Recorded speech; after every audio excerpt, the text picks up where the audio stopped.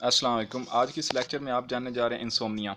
जैसा कि आप जानते हैं साइकोफिजियोलॉजिकल डिसऑर्डर्स को हम स्टडी कर रहे हैं। तो ये कुछ मेजर साइकोफिजियोलॉजिकल डिसऑर्डर्स हैं। Psychology, physiology, physiological it mean physiology body. तो इन दोनों का माइंड और बॉडी का रिलेशन जो है वो एक दूसरे को कैसे इन्फ्लुएंस करते हैं।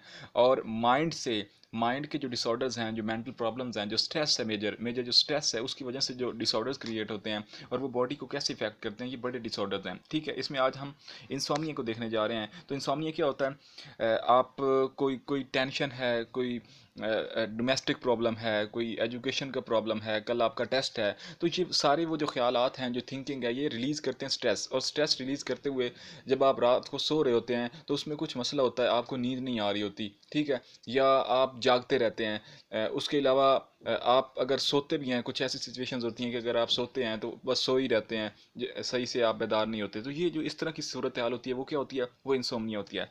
Insomnia is a sleep disorder. ये क्या है? एक स्लीप डिसऑर्डर है in which you have trouble falling as asleep, यानी आपको नींद आने में या सोने में मसला होता है। Or wake up throughout night, या आप पूरी रात जागते रहते हैं, तो ये भी एक मसला होता है। या तो आपको नींद आती नहीं है, मतलब आप सोना तो चाह रहे होते हैं, सोते तो हैं, लेकिन आपकी आंखें बंद होती हैं लेकिन आपको नींद नहीं आ रही होती। या आप वैसे ही जागते रहते हैं सारी रात कोई ना कोई काम करते रहते हैं।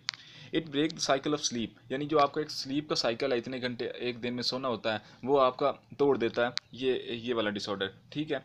द अब ये जो आपका अमल है, यानी रात को ना सोना, ये वाला जो अमल है, ये अगर शॉर्ट टर्म है तो उसे हम अक्यूट इंसोम्निया कहते हैं। अगर ये वाला अमल आपका शॉर्ट टर्म है तो इसे हम अक्यूट सूरत हाल कहते हैं, अक्यूट इंसोम्निया डिसऑर्डर कहते हैं। और can last a long time, और अगर ये वाला अमल लंबे अरसे तक चलता रहता है तो हम उसे क्या कहते हैं? Chronic. It may also come and go, ये ऐसा भी हो सकता है कि ये हो और फिर चला जाए, फिर किसी अरसे के बाद वापस आ जाए। तो इस तरह की भी सूरत हाल होती है। Acute insomnia last from 1 night to a few weeks, यानी जो अक्यूट है ये एक रात से कुछ हफ्तों तक हो सकता है। जबकि जो क्रोनिक इंसोम्निया है, when it happens at least 3 nights a week for 3 months, यानी 3 मंथ तक 3 नाइट्स मिनिमम आपको एक हफ्ते में ऐसा होता है, यानी 3 रात आप सो नहीं सकते, इस तरह का प्रॉब्लम आता है और ये आपका 3 मंथ तक चलता है। तो ये कौन सा बन जाएगा? ये क्रॉनिक इंसोम्निया बन जाएगा। आगे इसकी कुछ दो बड़ी कैटेगरीज की गई हैं इस हवाले से। एक तो पहले आपने देख लिया अक्यूट और क्रॉनिक में फ़र्क। अब प्राइमरी और सेकेंडरी इंसोम्निया क्या होता है, इसे जानते हैं। Primary insomnia is a decreased ability to fall asleep with resulting daytime effects of sleep deprivation such as fatigue, dozing off, यानी जो दिन में मसाइल होते हैं और दिन के जो मसाइल होते हैं उनकी वजह से जो आपको नींद नहीं आती, it is not associated with lifestyle habits और मेडिकल और साइकेट्रिक कॉज। इसके लिए किसी मेडिकल या साइकेट्रिक कॉज का होना ज़रूरी नहीं है। ये जो आपके डे टाइम मसाइल होते हैं और इसमें आपकी लाइफस्टाइल भी इन्वॉल्व नहीं होती, बल्कि जो रोज़ाना की बुनियाद पर थकावट होती है, कुछ इस तरह की चीज़ें होती हैं जिसकी वजह से आपको नींद नहीं आती। तो ये प्राइमरी इंसोम्निया होता है। सेकेंडरी क्या होता है? जो इसका टोटली अपोजिट, यानी जो आपकी मेंटल कॉज स्ट्रेस के साथ रिलेटेड होता है। This means you have sleeping trouble because of health condition, यानी इसमें आपकी हेल्थ कंडीशंस इन्वॉल्व होती हैं कहीं ना कहीं, जिसकी वजह से आपको सोने में मसला होता है। और इसमें आपकी हेल्थ कंडीशंस इन्वॉल्व नहीं होती, बल्कि आपका क्या होता है? रोज़ाना की जो थकावट है, जो थोड़ा थोड़ा काम है, टेंशन हैं माइनर लेवल की। ठीक है। इसके अलावा एस्थमा, डिप्रेशन, कैंसर वगैरह भी सेकेंडरी इंसोमिया में इन्वॉल्व होते हैं। और पेन बहुत रोल प्ले करता है उसमें। जो आप अल्कोहल वगैरह पीते हैं उसकी जो चीज़ें होती हैं ये भी बहुत मैटर करती हैं। आगे हम इनकी सिम्टम्स की बातें करें तो सिम्टम्स वही: trouble falling asleep at night, like awake for long periods of time, waking several times during the night, waking up early, unable to get back to sleep, not feeling refreshed after sleeping, feeling fatigue, यानी आपको थकावट सी होती है। Or sleepy during the day, having difficulty focusing on a task, तो जाहिर सी बात है जब आपको नींद होगी तो आप टास्क पे फोकस नहीं कर पाएंगे। Feeling irritable.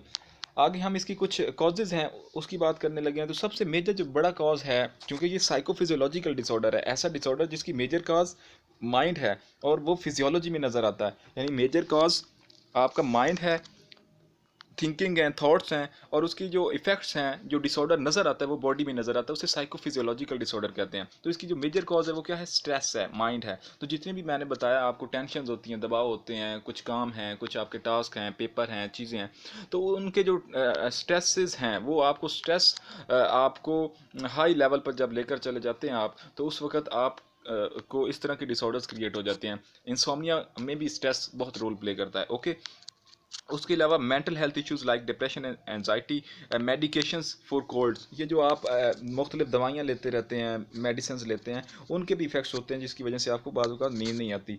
Depression, high blood pressure and asthma वगैरह की जो मेडिसिन होती हैं। पेन और डिस्कम्फर्ट एट नाइट, यानी आपको डिस्कम्फर्ट, माहौल डिस्कम्फर्ट सा है, आप जिस माहौल में हैं वहाँ पे लाइट्स चल रही हैं, शोर है, इस तरह का मसला है, तो फिर भी नींद नहीं आती। उसके अलावा कुछ पेन भी हो सकते हैं, वो दिल को अंदरूनी पेन हो सकते हैं जो नज़र नहीं आते, ज़ख़म, या वो आपके वैसे जो बॉडी में कुछ प्रॉब्लम्स हैं जिसकी वजह से, पेन की वजह से आपको नींद नहीं आती। बाकी ये जो अल्कोहल है, जैसा कि आपको पता है, जितनी भी ड्रग्स हैं वो आपको सुकून तो फराहम करती हैं, लेकिन उससे आपको नींद नहीं आती, और उस लेवल की नींद नहीं आती जिस तरह की नींद आपको चाहिए होती है। ये कैफ़ीन, टबाकू और ये जो चीज़ें हैं, इनका कैफ़ीन वगैरह का लेवल कम होता है चाय में, तो लोग अक्सर चाय पीकर उनको नींद नहीं आती। उसके बाद hyper thyroidism and other endocrine endocrine problems, ये आपकी जो बायोलॉजी है उसमें कुछ प्रॉब्लम्स होते हैं जिसकी वजह से नींद नहीं आती। Other sleep disorders like sleep apnoea और रेस्टलेस लेग सिंड्रोम, तो इस तरह की भी कुछ मसाइल होते हैं जो कि इंसोमिया का कॉज बनते हैं। अब ये वाला सवाल है, इंसोमिया इफेक्ट्स फिजियोलॉजी कैसे? Brain get cerebral glucose from sleep, यानी जब हम सोते हैं तो हमारे ब्रेन को एक ग्लूकोज मिलता है जिसे सेरिब्रल ग्लूकोज कहते हैं, और ये ब्रेन के लिए प्राइमरी सोर्स ऑफ एनर्जी है। अगर आपको नींद नहीं आएगी, अगर आपको प्रॉपर नींद नहीं आएगी, तो आपके ब्रेन को ये एनर्जी नहीं मिलेगी। जब आपके ब्रेन को ये एनर्जी, सेरिब्रल ग्लूकोज नहीं मिलेगा, तो क्या होगा? वो वर्किंग नहीं करेगा। ब्रेन ही है, आपका जो माइंड है वही आपकी बॉडी को चलाता है, तो जब उसमें भी एनर्जी नहीं होगी, ये जब आप सो के उठते हैं तो कितने इनर्जेटिक होते हैं, नए नए काम करते हैं। तो जैसे आपका जो माइंड है उसमें जब थकावट हो, ब्रेन में जब थकावट हो, तो फिर वो उस तरह की फंक्शनिंग नहीं कर पाता। इफ़ पीपल स्लीप टाइट, अगर आपको नींद अच्छी आती है, दे आर मोर इनर्जेटिक, तो वो ज़्यादा इनर्जेटिक हो जाते हैं, which help a lot to make them healthy. और जो ज़्यादा इनर्जेटिक होते हैं, फिर वो फिजियोलॉजी का भी उसी तरह इस्तेमाल करते हैं, यानी मेंटली आप ज़्यादा इनर्जेटिक हैं, तो फिर आप फिजियोलॉजी से भी ज़्यादा काम लेंगे। और ये इंसान की जो बॉडी है, ये बनी ही स्ट्रगल करने के लिए, कोशिश करने के लिए। जितनी आप मेहनत करेंगे, जितना पसीना ज़्यादा बहाएंगे, उतने आप ज़्यादा हेल्दी रहेंगे। और जो लोग मेंटली एनर्जेटिक होते हैं, जिनकी नींद मुकम्मल होती है, वो रनिंग करते हैं, सुबह वॉक करते हैं, ज़्यादा एक्सरसाइज करते हैं, जिम जाते हैं, वर्जिश करते हैं, जिससे उनकी बॉडी भी एक्टिव हो जाती है। और जो तंदुरुस्त जिस्म होता है, उसी में ही तंदुरुस्त दिमाग होता है। तो वो जो हेल्दी पीपल होते हैं, उनका जो इम्यून सिस्टम है वो मजबूत हो जाता है इस अमल से। इम्यून सिस्टम, जैसे आपको पता है कि कैसा स्ट्रक्चर है बॉडी के ऊपर, जो बाहर से जो जरासीम हैं, जो बीमारियां, उनको अटैक नहीं करने देता। तो जिनका माइंड एनर्जेटिक हुआ, वो माइंड कैसे हुआ? स्लीप से। जब वो सोए तो उनको माइंड को, सॉरी, ब्रेन को ग्लूकोज मिला, उससे क्या हुआ? वो एनर्जेटिक हुआ, उसने एनर्जी फ्राहम की बॉडी को, और बॉडी ने एक्सरसाइज की, वर्जिश की, रनिंग की, जिम, जो भी एक्सरसाइज वगैरह हुई, पसीना आया, उससे आपकी बॉडी भी मजबूत हुई, और बॉडी मजबूत होने से आप हेल्दी हुए, हेल्दी से आपका इम्यून सिस्टम मजबूत हुआ। और जब आपका इम्यून सिस्टम मजबूत हुआ, तो फिर आपको जो बैरूनी बीमारियां थी, जो इस तरह की फॉटल डिजीजेस थी, उनके आप पर अटैक करने के चांसेस ख़त्म हो गए करीब करीब। They save them fatal physiology diseases. Insomnia heightened the cortisol hormone, इंसान की जो ग्लैंड्स हैं उसमें एक हार्मोन रिलीज़ होता है बॉडी में, कोर्टिसोल हार्मोन। तो ये कोर्टिसोल हार्मोन बेसिकली जितना इसका लेवल ज़्यादा होता है, उतने आपके मेंटल मसाइल ज़्यादा, उतना स्ट्रेस ज़्यादा रिलीज़ होता है। यानी कोर्टिसोल ज़्यादा, इट मीन स्ट्रेस ज़्यादा। तो कोर्टिसोल के लेवल को बैलेंस में लाना, इट मीन आप स्ट्रेस को बैलेंस में ला रहे हैं। तो जब कोर्टिसोल रिलीज़ होता है, जब आपको नींद नहीं आती, इंसोम्निया होता है, तो आपका कोर्टिसोल लेवल बढ़ जाता है। जब वो बढ़ता है तो स्ट्रेस भी बढ़ जाता है, उससे आपको इफ़ेक्ट होता है आपकी फिजियोलॉजी पे। उसके बाद रिड्यूस्ड एस्ट्रोजन, रिड्यूस्ड प्रीजेस्टेरोन, प्रीजेस्टेरोन, ठीक है। तो ये भी दो बायोलॉजी के एक हार्मोन्स टाइप की चीज़ें हैं जो आपको इफ़ेक्ट करती हैं आपकी फिजियोलॉजी को। तो यहाँ से आप देख रहे हैं कि कैसे माइंड बॉडी का रिलेशन है, जो हम मेजर डिसऑर्डर्स स्टडी कर रहे हैं, साइकोफिजियोलॉजिकल डिसऑर्डर, इसमें उसने इसको डीपली हाईलाइट कर दिया। आगे हम बात करते हैं, चूँकि हम साइकोलॉजिस्ट हैं, तो असेसमेंट कैसे करते हैं इंसोम्निया की। One standardized measure for consideration is the structure sleep history interview. तो आपने उसका डीपली स्लीप हिस्ट्री इंटरव्यू लेना है, कब, कैसे, सोया, कितना सोते हैं आप, कितना टाइम सोते हैं, मसला क्या है, प्रॉब्लम क्या है, उसको डीपली आपने इंटरव्यू करना है, उसकी हिस्ट्री लेनी है, ठीक है। One excellent model for conducting an insomnia assessment is presented in Backer 2006 and is called 6PS plus M model. तो ये जो मॉडल है, इस तरह के इनके स्ट्रक्चर्ड क्वेश्चनायर होते हैं, इनको आप यूज़ करते हुए आप उसकी पूरी हिस्ट्री और वो चीज़ें ले सकते हैं जहाँ जहाँ पे एरर्स हैं, प्रॉब्लम है। This model is a systematic way of thinking about insomnia assessment and emphasize 7 areas: predisposing factors, pre precipitating factors, pre-perpetuating factors, pre-psychiatric factors, pre-mycological factors। इस तरह ये देखें मुख्तलिफ फैक्टर्स हैं जिनको आप डीपली स्टडी कर सकते हैं इस मॉडल की मदद से। उसमें आपको पता चलेगा कि ये अक्यूट है, क्रॉनिक है, उसको आगे असेस करने की पूरी इंटरप्रिटेशन वाला मेथड भी दिया होगा। आगे चलते हैं ट्रीटमेंट, जो मेजर काम है कि इसका ट्रीटमेंट। तो ट्रीटमेंट इसका अगर आप सिंपल अल्फाज में कहा जाए तो इसका कोई ट्रीटमेंट नहीं है उस तरह का जिस तरह का लोगों को दरकार होता है, लेकिन फिर भी साइकोलॉजिस्ट मुख्तलिफ टेक्निक्स होती हैं जिनको अप्लाई करके उसको सुलाने की कोशिश करते हैं ताकि उसकी जो नींद है उसको बैलेंस में लाया जा सके और उसकी जो शिद्दत है नींद ना आने की उसको कम किया जा सके।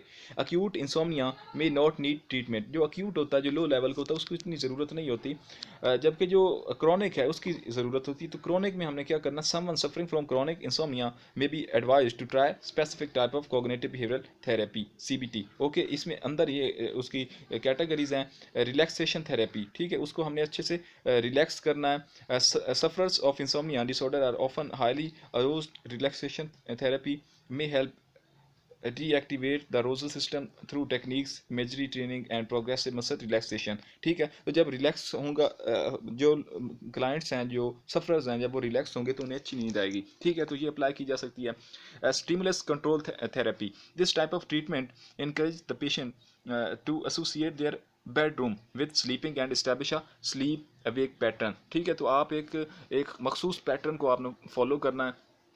इस थेरेपी में जो क्लाइंट है वो एक मखसूस पैटर्न को फॉलो करेगा तो वो अच्छे से अपनी नींद का जो साइकिल है उसको बिल्ड कर पाएगा। पैराडॉक्सिकल इंटेंशन, ठीक है, तो वो कौन सा पॉइंट है जिसकी वजह से आपको नींद आने में मसला है। Challenging the sufferer to try to stay awake, इसमें उसको जगाया जाता है, यानी वो कोशिश करे कि वो जितना जागेगा फिर उसको ज़्यादा नींद आएगी। ये उनके लिए जिनको नींद आती नहीं है। ठीक है, उसके बाद मेडिकेशन वाला भी एक पोर्शन है। कुछ डॉक्टर्स ऐसे भी होते हैं जो कि कुछ स्लीपिंग पिल्स देते हैं। उसका अगर आप शॉर्ट टर्म देखें तो फ़ायदा तो होता है, लेकिन लॉन्ग टर्म में उसके बहुत सारे नुकसान होते हैं, इसलिए उससे अवॉइड करना चाहिए। और साइकोलॉजिस्ट तो रेकमेंड भी नहीं करते मेडिकेशंस, बहुत कम ऐसा होता है कि वो मेडिसिन की तरफ लेकर जाएं। ये साइकेट्रिक लेकर जाते हैं, उनका काम है, लेकिन स्लीपिंग पिल से भी बहुत सारे मसाइल होते हैं आपके। उसकी जो सिम्टम्स हैं वो बड़ी हो सकती हैं, फिर उससे भी बड़ी पिल्स लानी पड़ेंगी तो वो अटैक कर सकती हैं। उसके अलावा अगर बात की जाए गुड स्लीप हैबिट्स, बेसिकली ये सारी की सारी क्या हैं, हैबिट्स हैं। अगर आप इन पे काम करें, इंसान अपनी किस्मत नहीं बदल सकता लेकिन अपनी हैबिट्स बदल सकता है, और हैबिट्स बदल जाएं तो किस्मत भी बदल जाती है। Good sleep habits also called sleep hygiene can help you to beat insomnia. तो अगर आपकी अच्छी हैबिट्स बनी हुई हैं, आप एक पूरे स्केड्यूल के साथ ज़िंदगी गुजार रहे हैं, तो आपका एक मिनट भी अगर ज़ाया नहीं हो रहा तो आपको इस तरह के मसाइल होते भी नहीं हैं। Get regular exercise and meditation, जब आप एक्सरसाइज करते हैं, जिम जाते हैं, आपका जिस्म उसको थकावट इतनी हो जाती है कि नींद फ़ौरन आ जाती है। ओके, प्रिवेंशन की तरफ जाएँ, जो परहेज़ होती है ये इलाज से बेहतर होती है। तो ये मैं समझता हूँ, मेरा ये मानना है कि असल इलाज प्रिवेंशन ही है। क्या है, go to sleep at the same time each night and get up at the same time each morning. Early to bed early to rise makes a man healthy wealthy and wise. ठीक है, तो आप अपना एक मजबूत time बनाएं। आपने 8 बजे सोना है, 9 बजे सोना है, 10 बजे, जब भी एक टाइम बनाएं, 9 बजे जस्ट मैंने सो जाना है, बाकी सारी एक्टिविटीज़ को उस वक्त ख़त्म कर दें। डोंट यूज़ मोबाइल फ़ोन्स, ये आज सबसे बड़ा मसला है। लैपटॉप, मोबाइल फ़ोन, इनके ऊपर इंटरनेट, ये सारी चीज़ें जिसकी वजह से बच्चों को नींद नहीं आती और बड़ों को भी, ख़वातीन को भी। E books before bed, avoid caffeine nicotine and alcohol late in the day. ठीक है, ये जो ड्रग्स वगैरह ये चीज़ें भी आपको जगाती रहती हैं, इनसे भी आपने अवॉइड करना है इंसोम्निया को किल करने के लिए। Avoid bright lights in your bedroom should be comfortable and noise free. Noise बहुत बड़ा कॉज है बिलखसूस शहरों में जिसकी वजह से नींद नहीं आती। और अभी मैं वीडियो रिकॉर्ड कर रहा हूँ तो शायद आपको नॉइज़ आ रहा होगा, तो ये सूरत हाल भी होती है। Make your bedroom comfortable, dark, quiet and not too warm और too cold, get regular exercise, ठीक है। उसके बाद प्रेवलेंस की बात करें, ये कहाँ कहाँ इसका फैला हुआ है। Sleep problems are more prevalent in women and those of lower socio economic status, जिनका सोशो इकोनॉमिक्स लोअर है उस उनमें भी ये ज़्यादा कॉमन देखा गया है। ये 2002 की एक रिपोर्ट के according. Insomnia is also more frequently reported by older adults. Older adults में ये 35% of population each year frequently reported as insomnia. तो ये देखें बहुत क्रॉनिक किस्म के फिगर्स हैं, स्टैट्स हैं। World most common sleeping disorder, ठीक है। तो आपने इन सारी चीज़ों पे अमल करना है। इनको अगर आप स्टूडेंट हैं तो आप लर्निंग भी कर सकते हैं अच्छे से। Hope it will be huge helpful for you people. Finally thanks.